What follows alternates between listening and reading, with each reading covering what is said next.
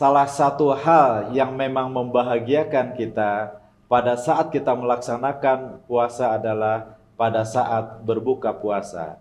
Sebagaimana memang ini yang dijanjikan oleh Allah Subhanahu wa taala lewat Rasulullah sallallahu alaihi wasallam, bahwa kita umat Islam ketika melaksanakan puasa akan memperoleh dua kebahagiaan.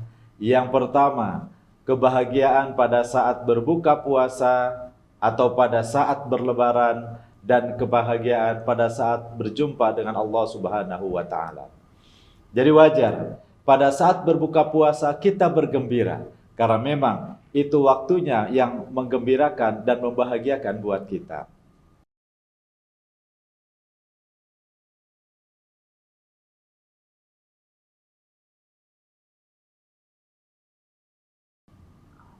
Assalamualaikum warahmatullahi wabarakatuh. Alhamdulillah, wassalatu wassalamu ala rasulillah, wa ba'd.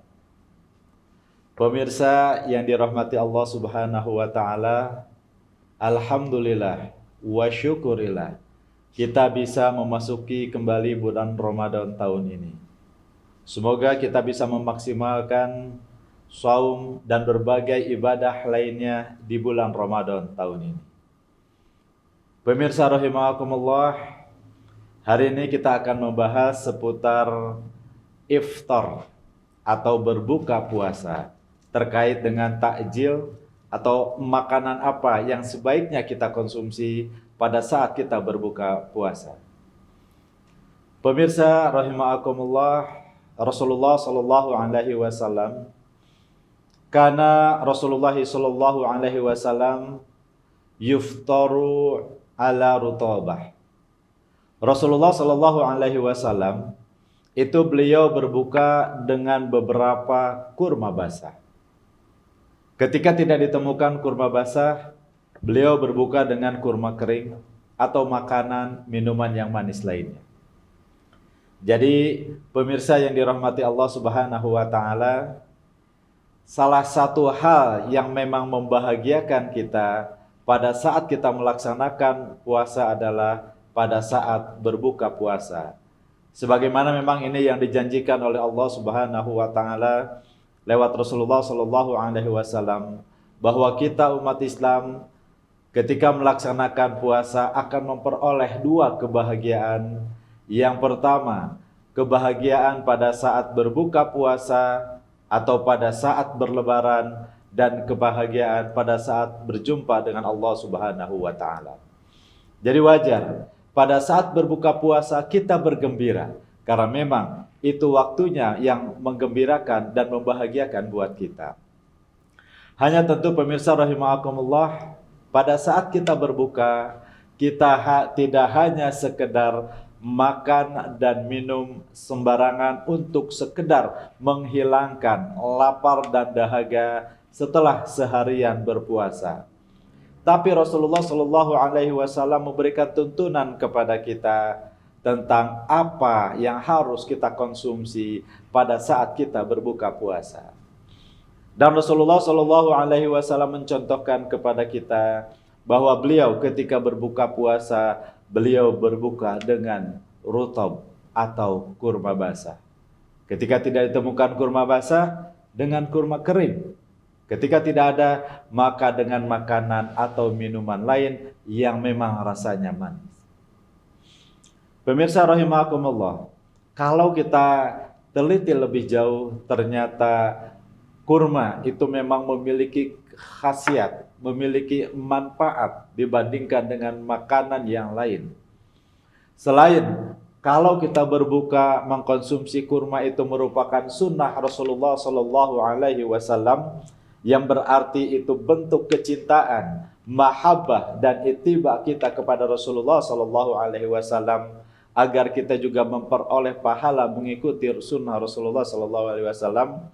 Juga berbuka dengan kurma, ternyata kurma itu memiliki kandungan gula-gula alami yang berfungsi untuk mengembalikan, segera memulihkan kembali energi kita setelah seharian berpuasa, menahan lapar dan dahaga tidak masuk makanan atau minuman apapun kepada kita.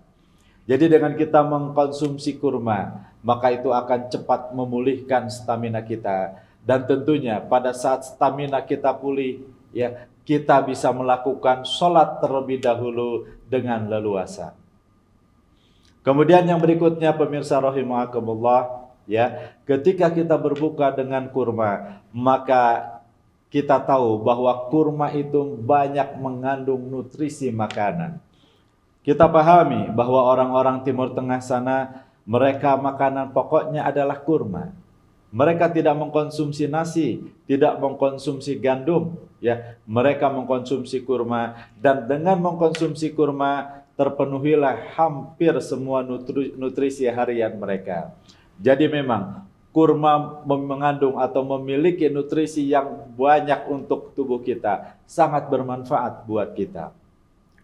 Pemirsa rahimakumullah, ya, subhanallah. Jadi mari sama-sama kita ikuti sunnah Rasul dalam berbuka ini. Kalaupun misalnya kita tidak bisa menemukan kurma, baik kurma basah maupun kurma kering, kita bisa mengganti dengan minuman atau makanan manis lainnya. Seperti apa? Seperti madu. Madu juga selain sehat, ya, manis, enak. Juga madu merupakan minuman yang dicantumkan namanya dalam Al-Quran, dalam surah An-Nahl ayat 125. Atau kalau kita tidak menemukan madu, kita bisa mengkonsumsi buah-buahan yang lain yang memang rasanya manis dan segar. Subhanallah, pemirsa rahimakumullah, selain berbuka itu juga merupakan kebahagiaan buat kita. Ternyata sunnah Rasul menambah-nambah kebahagiaan itu, yaitu dengan berbuka dengan makanan-makanan yang memang kita sukai. Apa? Makanan-makanan yang manis tapi alami. Karena memang fitrahnya manusia itu menyukai makanan yang manis.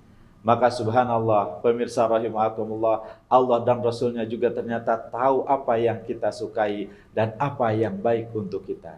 Karenanya mari kita ikuti salah satu sunnah Rasul dalam berbuka puasa, yaitu mengkonsumsi kurma atau buah-buahan atau madu atau makanan minuman manis lain yang selain halal juga thayyib. Insya Allah selain keberkahan Ramadan kita peroleh, pahala kita raih, kesehatan pun akan kita peroleh. Masya Allah.